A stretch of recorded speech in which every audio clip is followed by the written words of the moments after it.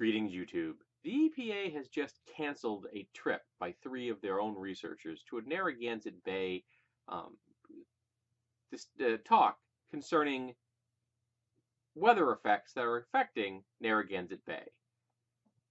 It's part of a 400-page report.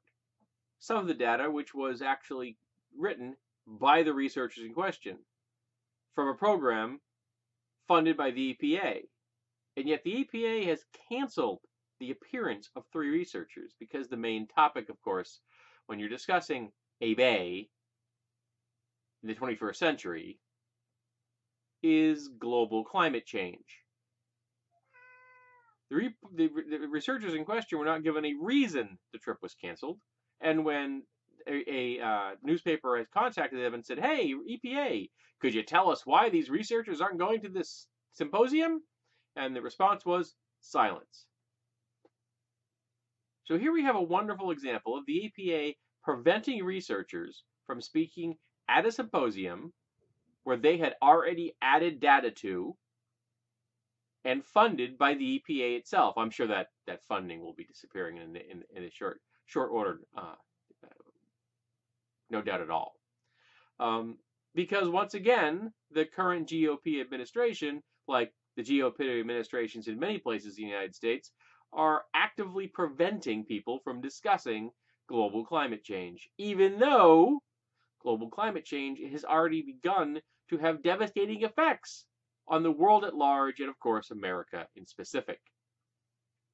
We're already seeing sea level rise. We're seeing coastal places being inundated. We're seeing more aberrant weather patterns. It was 76 degrees in New England on October 22nd.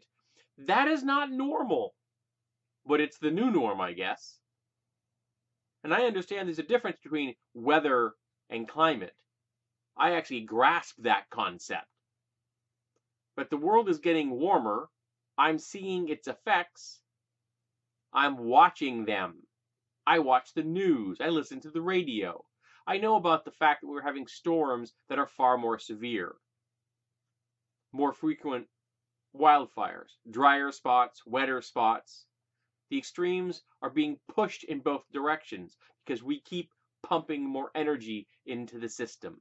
And the more energy you pump into the system, the more activity you get. Now, the planet itself is going to be just fine. It'll get along without us. But some of us might actually like to continue living. And some of us out there have children. And you might want the world to be able to support your children and your grandchildren and your great-grandchildren. But our current course is going to make sure that you won't have any great-grandchildren. And the current administration is doing everything in their power to bury their heads in the sand and making sure that you bury your head in the sand and ignore the fact that the world is getting far more chaotic and we are adding the fuel to the fire, literally. So here we have an example of the GOP administration just trying to erase reality rather than face it, because their contributors want them to do it. And America just sits back idly, does nothing, and goes about their lives while the world burns.